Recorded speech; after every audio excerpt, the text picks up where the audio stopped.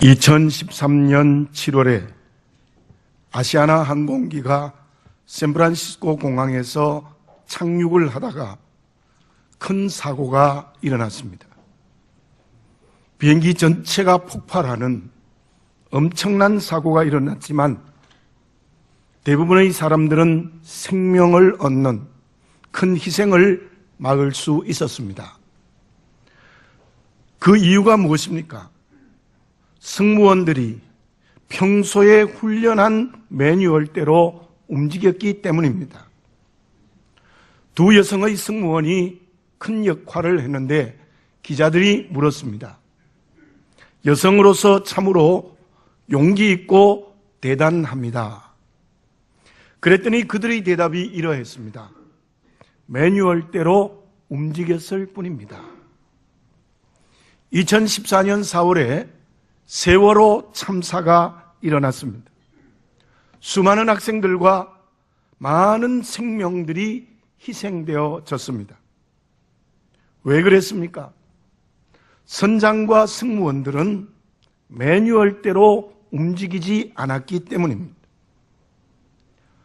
매뉴얼이 있기는 했지만 평소에 전혀 그 매뉴얼대로 훈련하지 않았고, 그래서 사고를 당하자 선장과 승무원들은 자기 살기에 급급했기 때문에 그렇게 엄청나게 큰 사고가 일어났습니다.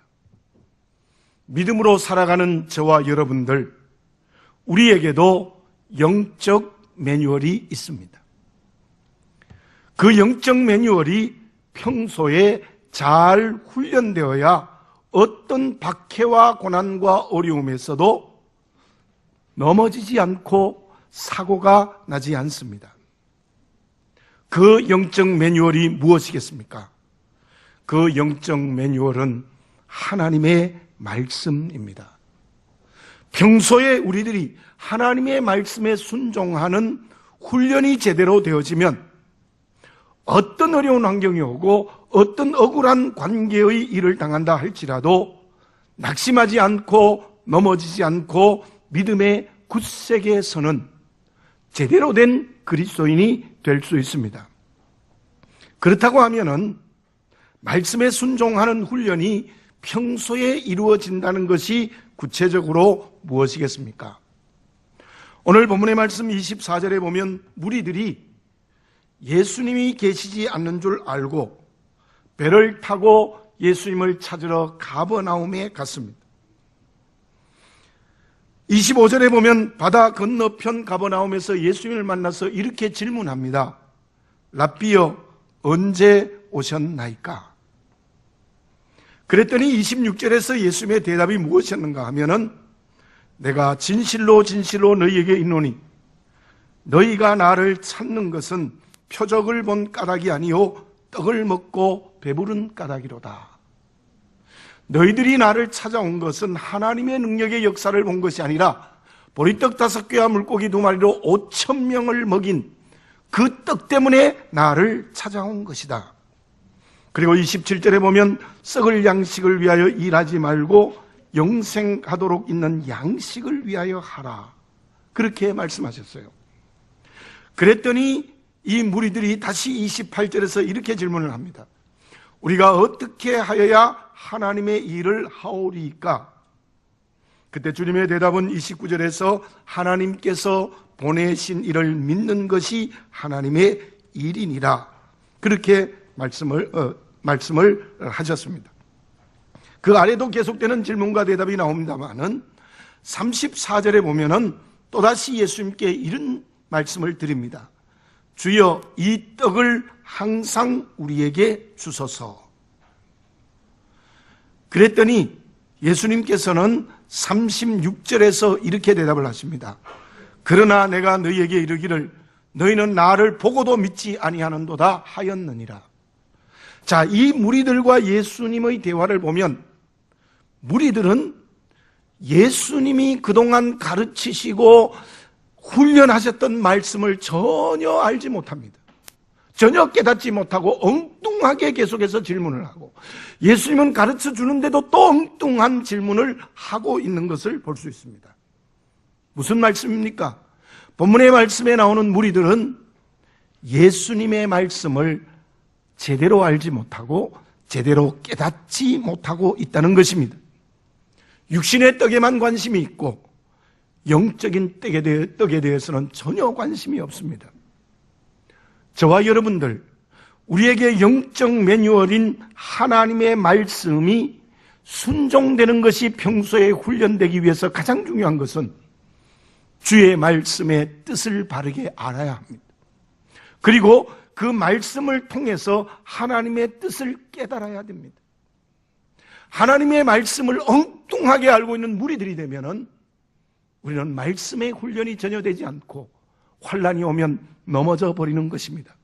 그런데 오늘 본문의 말씀에 나타나는 하나님의 말씀을 여러 가지로 말씀드릴 수 있지만 가장 중요한 중심은 그 말씀이 주님의 은혜입니다. 그렇다고 하면 말씀의 뜻을 바르게 알고 깨닫는 것은 하나님의 은혜를 바르게 알고 깨닫는 것입니다. 저와 여러분, 평소에 말씀 묵상하시기를 바랍니다. 말씀의 묵상을 통하여서 그 말씀의 뜻이 무엇인지 알고 깨닫는 것이 우리에게 필요해요. 그것이 바로 하나님의 은혜를 알고 깨닫는 것이 되기 때문입니다. 요한복음 3장에 보면은 니고데모라는 사람이 나옵니다. 그 사람은 바리새인이고 유대인들의 지도자였다. 공회원이었고 율법을 정통하게 알고 있는 지식인입니다. 지위도 있고 물질도 있습니다. 그런데 예수님께서 중생에 대한 도리, 거듭남에 대한 도리를 가르쳐 주는데도 알지도 못하고 깨닫지도 못합니다. 그러면 우리가 어머니 뱃속에 다시 들어갔다 나와야 됩니까? 이런 질문을 했던 사람이 니고데모입니다. 오늘 본문의 말씀에 나타난 무리들도 제자들도 모두 그렇습니다. 주의 말씀의 뜻을 알고 깨닫지 못합니다. 그러므로 주님의 은혜를 알지 못하고 깨닫지 못하고 있다는 것입니다.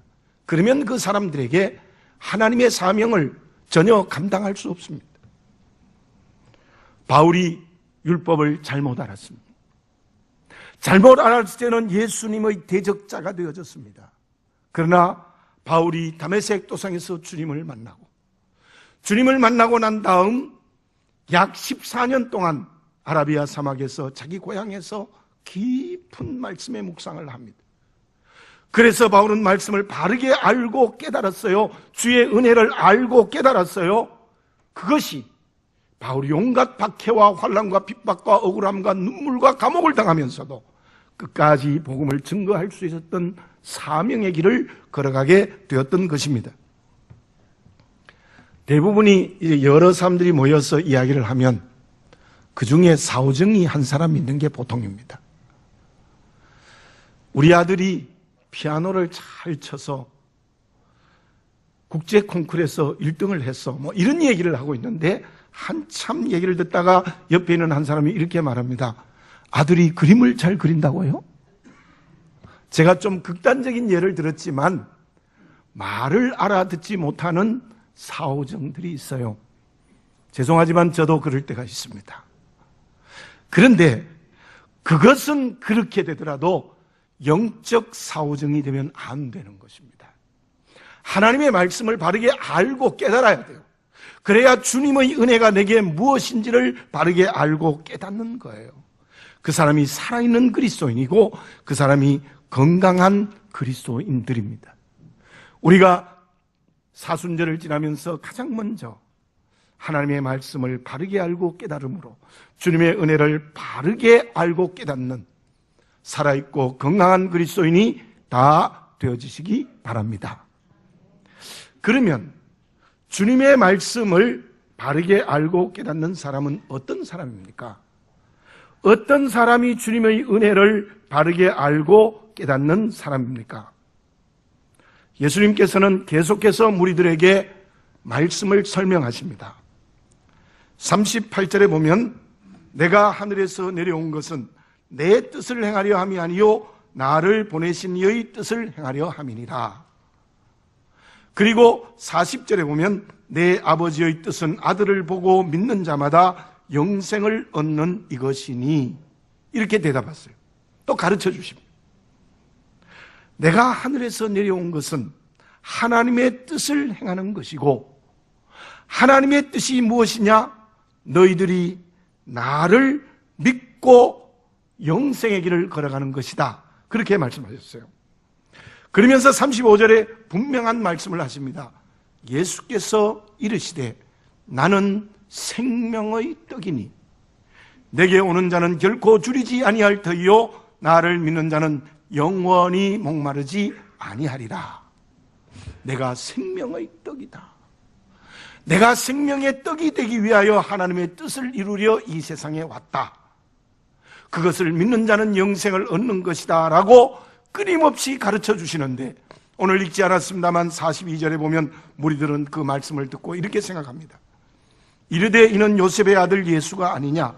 그 부모를 우리가 아는데 자기가 지금 어찌하여 하늘에서 내려왔다 하느냐? 그렇게 말해요.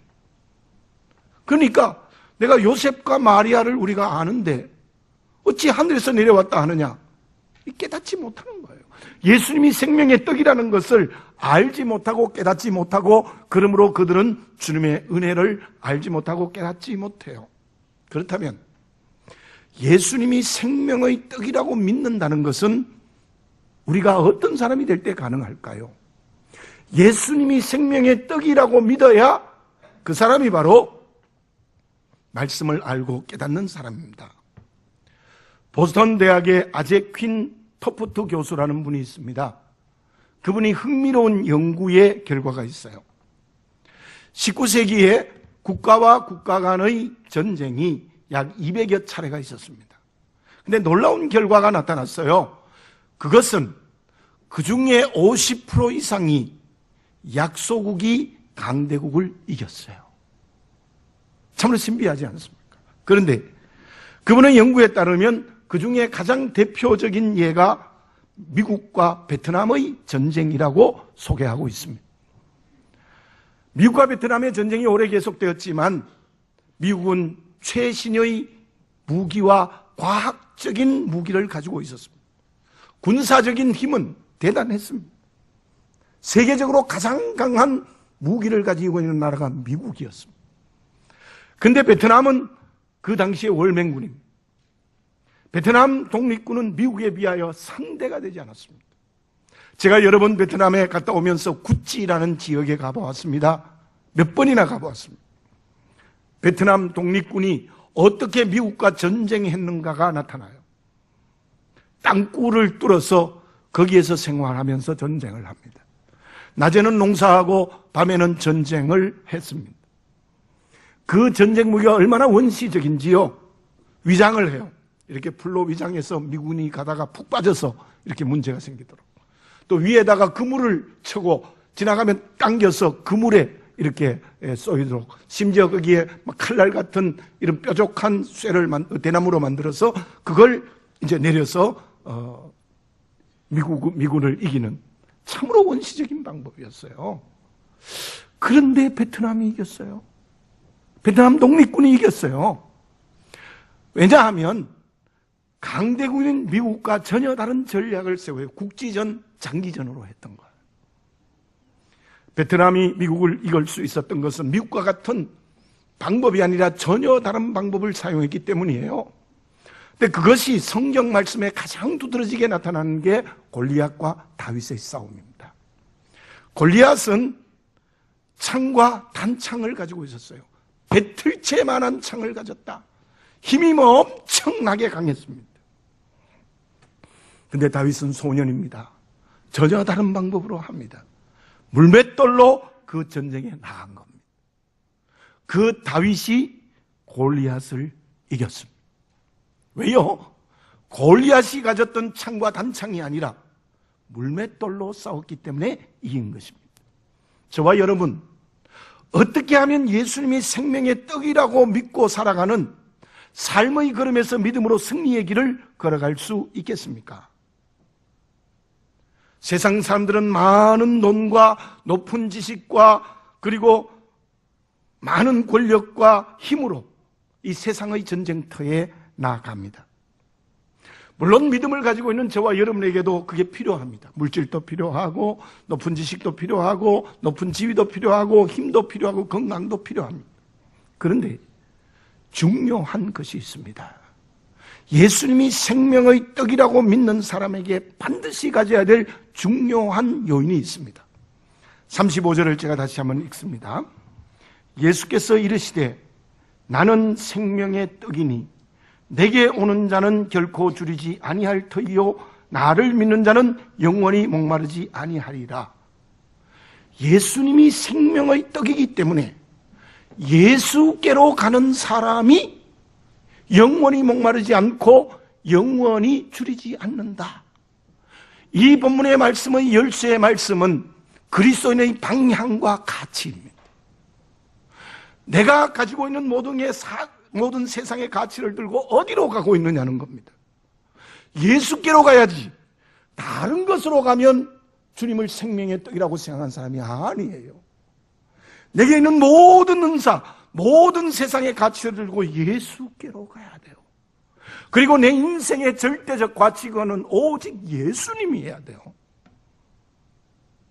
다시 말씀드리면 세상 사람들은 많은 물질을 가지고 전쟁터에 나옵니다. 그러나 예수님을 생명의 떡이라고 믿는 우리들은 어떻게 해야 되느냐? 가장 중요한 것은 예수님이 내 안에 살아계셔야 돼요. 내가 예수님 안에 있는 거예요. 주님과 신랑 신부의 신비한 신앙적 결합을 하는 거예요. 영적 결합을 하는 것이 예수께로 간 사람. 그 예수께로 간 사람에게 손에 들려진 물질이 물맷돌이 될 수 있다는 거예요. 그것이 영적 무기가 되어 백전백승할 수 있다는 주의 말씀입니다. 물질 들고 다른 곳으로 가면 내 이기적 욕심으로, 물질 들고 내가 모든 것을 할 수 있다는 생각으로 가면 그건 다른 곳으로 가는 거예요. 세상 사람들은 권력의 힘으로 싸움. 그러나 우리들은 예수 그리스도와 함께 주님과 함께 살아가는 그런 그리스도인이 되면 내게 있는 지위가 다윗의 손에 들려진 물맷돌이 되어 승리하게 된다는 것입니다. 세상 사람들은 지식의 힘으로 싸웁니다. 그러나 우리는 주의 영이 내게 역사하여 성령이 충만한 사람이 되면 그 사람이 예수께로 간 사람이요, 그 사람이 예수님이 생명의 떡이라고 믿는 사람의 손에 들려진 지식의 힘은 영적 무기요 거듭난 힘이 될 수 있다는 것입니다. 사랑하는 교우 여러분들, 우리의 방향과 가치가 문제입니다. 어디로 가고 있습니까?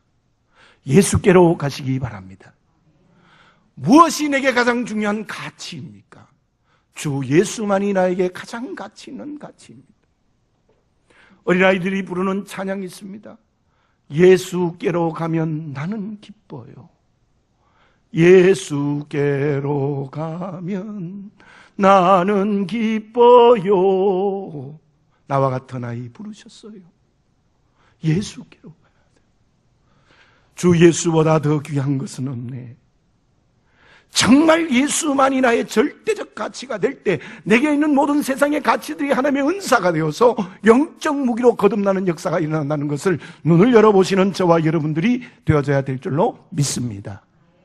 그 사람이 예수를 생명의 떡이라고 믿는 사람이고 그 사람이 말씀을 알고 깨달아 주의 은혜를 알고 깨닫는 사람이에요. 구정 전날이 주일이었습니다. 예배를 마치고 우리 손녀들이 제 방에 들어왔는데 우리 김윤기 목사님이 와서 세배를 해라 해서 세배를 하니까 10,000원짜리를 두 손주에게 줬어요. 그랬더니요, 두 손주들이 10,000원을 탁 버려요. 이거 필요 없다는 거예요. 10,000원짜리 이거 필요 없어요. 1,000원짜리 주니까 그거 하더라고요. 네. 얘들의 가치관은 1,000원짜리가 최고야. 제가 언제 한번 얘기했죠. 우리 아들이 어릴 때에 내가 나갈 때마다 아빠 100원, 난 100원 주면 하는데 없어서 500원 주니까 버리더라고요. 옆에 있는 엄마는 저 10,000원짜리 버리면 안 되는데 그렇게 생각했을 거예요. 가치관이 잘못됐기 때문에 그래요. 여러분, 10,000원짜리보다 더 귀한 예수님이 나의 절대적 가치가 돼야 돼요. 다른 곳으로 가면 안 돼요. 주님이 내 안에 계시고 내가 주님 안에 있고 주의 영이 충만한 성령 충만한 사람이 되고 바로 내가 그리스도의 신부로 주님과 하나가 돼야 돼요. 예수님 만나야 돼요. 예수님께로 가야 돼요. 그 사람이 언제나 주님을 생명의 떡이라고 믿는, 말씀을 알고 깨닫는 그리스도인이 될 수 있는 줄로 믿습니다. 본문의 사건은 요한복음 4장에 나오는 사마리아 여인과 예수님과의 대화의 내용과 똑같아요. 예수님이 이런 말씀하셨죠. 너가 깃고 있는 그 물을 마시면 다시 목마르지만 내가 주는 물은 영원히 목마르지 아니하리라. 바로 예수님이 주는 물이 영원히 목마르지 않다는 가치를 가진 사람이에요. 예수께로 가는 사람이 된다는 거예요. 얼마 전에 집사람과 함께 현대백화점 지하에 자동차를 주차를 했어요. 이제 물건을 사고 나와서 자동차를 타고 밖으로 나왔는데 어딘지 모르겠어요. 정말 모르겠어요. 제가 목동에 30년 가까이 살았는데 이게 어딘지 모르겠어. 일방통행이니까 무조건 가보자. 그래서 일방통행을 따라왔더니 왼쪽에 기독교 방송국이 보여요. 그래서 이게 교회 가는 길이 맞구나. 그제서야 방향을 알았습니다. 그 방향은 몰라도 괜찮아요. 그러나 예수께로 가는 방향을 잃어버리면, 메시아의 별을 놓치고 예루살렘의 성에 들어갔던 동방박사들처럼 눈에 화려한 것을 향하여 그곳에 가면 그게 2살 아래 유아가 학살되는 엄청난 결과를 맺는다는 사실을 기억하시기를 바라겠습니다. 예수께로 갑시다. 예수님만이 나의 절대적 가치가 됩시다. 그때 내게 있는 모든 세상의 가치들이 주님이 주신 선물이 되어서 성령이 주시는 무기로 거듭나서 승리하고 주의 이름을 증거하는 사명의 길을 걸어가는 그리스도인이 되는 줄로 믿습니다. 그러면 주님께로 가는 사람, 예수님을 생명의 떡이라고 믿고 말씀을 알고 깨닫고 은혜를 알고 깨닫는 사람에게 삶에 또 하나의 방법이 있습니다. 그 방법이 무엇이겠습니까? 연암 박지원 씨가 쓴 열하일기라는 책이 있습니다. 중국의 만리장성에 올라갔다가 내려온 체험을 그 일기 속에 썼어요. 그는 이렇게 글을 실제로 쓰고 있어요. 꼭대기에 올라가니 참으로 대단했다. 장성은 북쪽으로 뻗어 있고 푸른 바다는 남쪽에 가득하고 동쪽으로는 큰 벌판이 이어져 있고 서쪽으로는 관 안이 다 내려다 보였다. 참으로 장쾌했다. 그런데 문제가 생겼다. 올라갈 때는 괜찮았는데 내려가려고 하니까 다리가 후들후들 떨려서 내려가지 못하겠다는 겁니다. 왜냐하면 난관이 없는 계단이었대요. 조선시대이니까 저는 그 만리정상에 가보지는 못했습니다만은 굉장히 올라갈 때는 계단이 없어도 그냥 올라갔는데 내려가려고 하니까 두 다리가 벌벌벌 떨려서 못 내려갔대요. 하인이 옆에 둘이서 부축해서 벌벌벌 떨면서 겨우 내려왔대요. 그걸 경험하면서 박지원은 이런 말을 합니다. 무엇이든지 올라가는 것보다 내려오는 것이 훨씬 어렵다는 것을 깨달았다. 그렇게 일기에 쓰고 있습니다. 근데 실제로 그렇습니다. 권력, 특히 권력인 경우에 높은 자리에 올라가는 것도 어려워요. 쉽지 않아요. 그러나 올라갈 수 있습니다. 근데 거기서 내려오는 것은 훨씬 더 어려워요. 그래서 사고가 나고 인생 실패하는 겁니다. 예수님은 본문의 말씀 38절에서 이렇게 말씀하고 있습니다. 내가 하늘에서 내려온 것은 내 뜻을 행하는 것이 아니요 나를 보내신 이의 뜻을 행하려 함이라. 주님은 하나님이십니다. 근데 왜 이 세상에 사람이 되었는가? 하나님의 뜻이었기 때문에 사람으로 이 세상에 내려오셨다는 겁니다. 예수님이 하늘에서 사람으로 내려오시는 것은 만리장성의 높은 곳에서 내려오는 것과는 비교되지 않을 만큼 어렵습니다. 왕이 거지가 되는 것보다 훨씬 더 어렵고 비교할 수 없습니다. 이 세상에 어떤 사람의 낮음과도 비교할 수 없는 내려오심입니다. 하나님의 자리를 버리고 사람이 되셨는데 그 자체를 우리의 이성적 판단으로 얼마나 내려왔는지 몰라요. 사람이 되시되 베들레헴 말 구유에 오셨습니다. 말먹이통에 예수님은 처음 탄생하셨습니다. 세상의 모든 사람보다 더 가난한 천한 직업인 목수로 30년을 사셨습니다. 3년의 공생에도 참으로 비참하게 사셨습니다. 온갖 박해와 돌던짐과 아무것도 없는 가난과 고통과 박해의 길을 묵묵히 걸어가시고 드디어 로마의 사형들인 십자가를 지고 피를 다 쏟으시고 살을 다 찢기시어 돌아가셨습니다. 그렇게 내려오신 것은, 모든 인간보다 더 낮아지신 것은 내 뜻을 행하려 함이 아니라 하나님의 뜻을 행하려 하는 것이다. 저와 여러분, 우리가 그러한 예수님이 나의 신랑이 되어 영생의 길을 걸어가고 그분을 통하여서 내 방향과 가치가 제대로 되어졌다면 예수님의 내려오신 그 덕을 우리가 닮아가야 돼요. 예수님처럼 내려갈 줄 아는 그리스도인이 되어져야 된다는 거예요. 그것은 우리가 올라가는 것보다 훨씬 더 어려운 길입니다. 육체의 근육을 만드는 것도 굉장히 어렵대요. 아마 정기적으로 아주 강하고 힘든 운동을 해야 되고 음식을 절제해야 돼야 근육이 생긴대요. 근육이라는 것은 우리의 피부 조직이 찢어져서 다시 아물어지는 것이 근육이에요. 헬스 트레이너는 이런 얘기를 합니다. 근육을 만들기 위하여 힘든 고통을 견뎌내어야 한다. 그런데 그 힘든 고통을 견뎌내기 위하여 중요한 덕목이 인내이다. 이렇게 말했어요. 인내이다. 빌립보서 2장 5절에서 8절에 보면 바울은 빌립보 교회에게 이렇게 권면하고 오늘 우리에게 이렇게 말씀하십니다. 너희는 이 마음을 가지라. 곧 예수 그리스도의 마음이니. 그 예수 그리스도의 마음이 뭐냐? 하늘의 자리를 버리고 종의 형체로 온 내려오신 예수님의 마음을 닮으라. 그렇게 말씀하시고 계시는 거예요. 우리가 예수님처럼 내려온다는 것은 무엇이겠습니까? 그것이 바로 지금 사순절의 기간에 우리가 기도를 하고 금식하고 구제하는 것처럼 주의 고난에 동참하는 열정입니다. 믿음의 모범을 보입니다. 정말 겸손해집니다. 하나님과 사람 앞에. 내게 주어진 사명을 어떤 상태라도 감당합니다. 끊임없이 주의 고난에 동참하는 열정이 있는 사람이, 또 그렇게 살아가는 사람이 내려오는 주를 닮아가는 사람인데, 그걸 실천하기 위한 가장 중요한 덕목이 성령의 열매인 인내입니다. 인내입니다.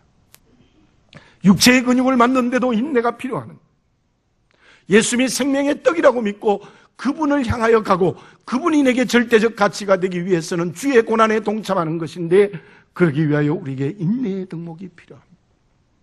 아브라함이 어떻게 믿음의 조상이 되어졌습니까? 아브라함이 믿음의 조상이 되어진 것은 하늘의 별보다도 바다의 모래보다도 더 많은 자손을 주신다고 했는데 99세가 돼도 없어요. 끝까지 기다리는 인내가 있었습니다.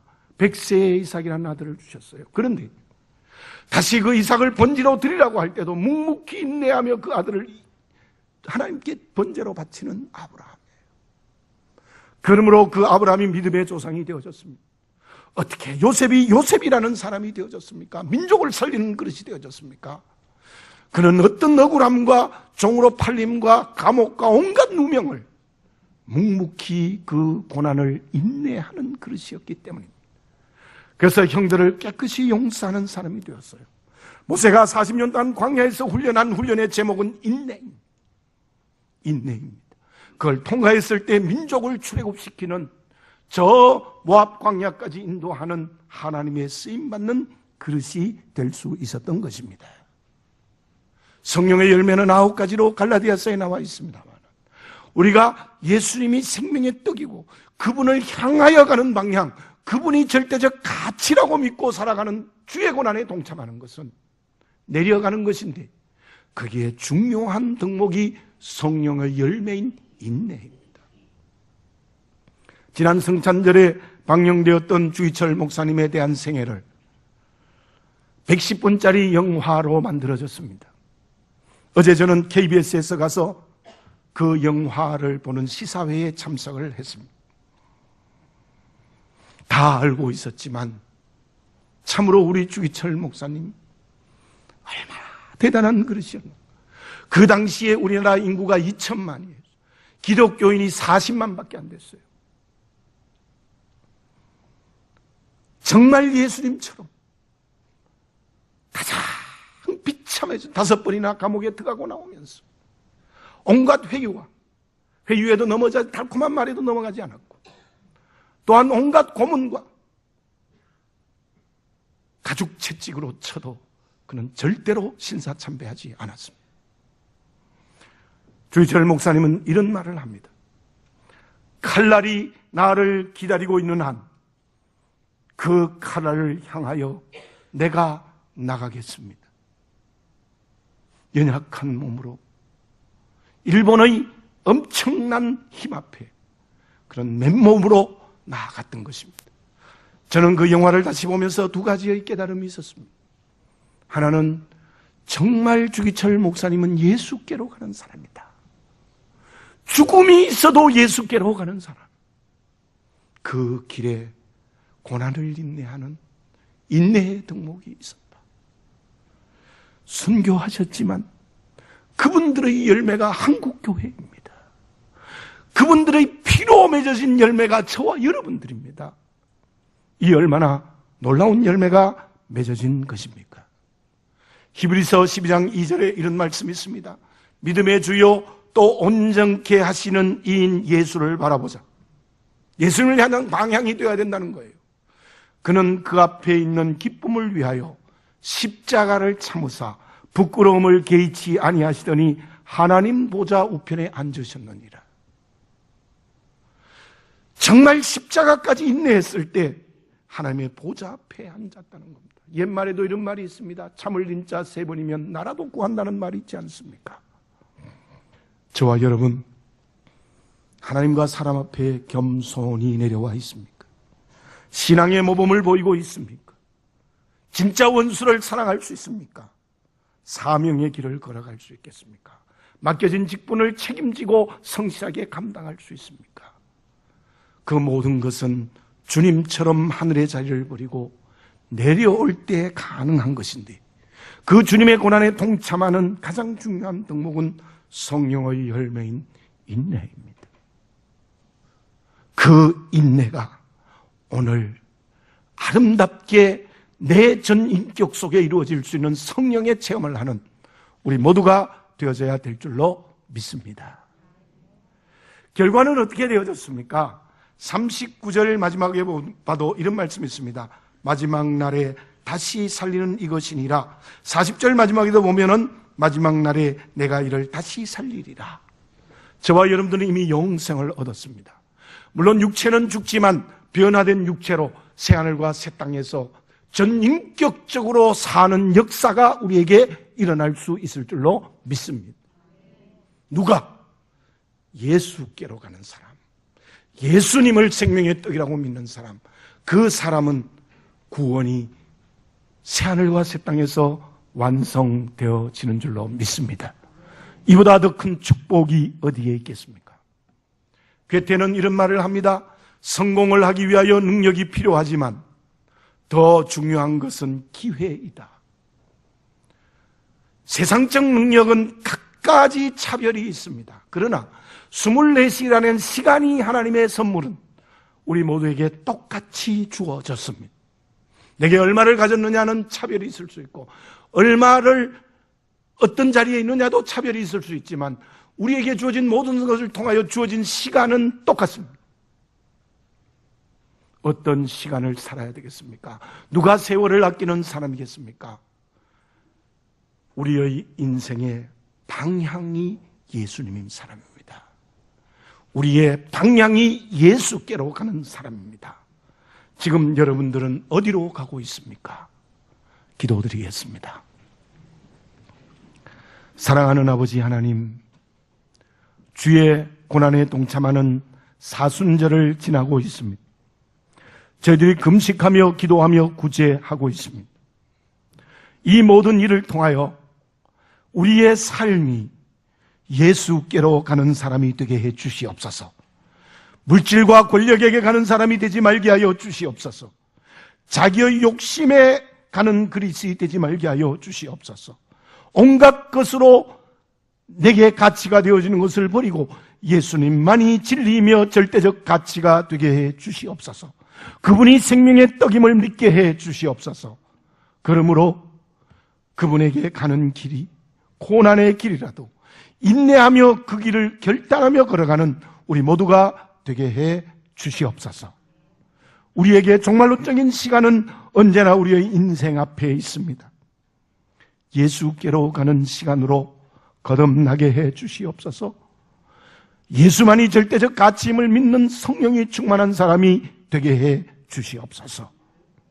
우리 모두 내게 오는 자는 결코 줄이지 아니할 터이요 영원히 목마르지 아니하리라는 이 말씀을 믿고 살아가는 우리 모두가 되게 해 주시옵소서. 예수님의 이름으로 기도드립니다. 아멘.